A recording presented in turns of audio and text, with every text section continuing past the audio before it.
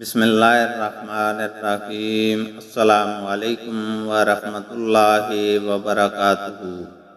حدیث نبی صلی اللہ علیہ وسلم ہے، ایک دن نبی کریم صلی اللہ علیہ وسلم میرے گھر تشریف لائے۔ اس وقت میرے پاس انصار کی دو لڑکیاں جنگ بہاس کے قصوں کی نظمیں پڑھ رہی تھیں۔ آپ صلی اللہ علیہ وسلم بستر پر لیٹ گئے اور اپنا چہرہ دوسری طرف پھیر لیا۔ اس کے بعد ابو بکر رضی اللہ تعالیٰ عنہ آئے اور مجھے ڈانٹا اور فرمایا کہ یہ شیطانی باجا نبی کریم صلی اللہ علیہ وسلم کی موجودگی میں۔ آخر نبی کریم صلی اللہ علیہ وسلم ان کی طرف متوجہ ہوئے اور فرمایا کہ جانے دو، خاموش رہو۔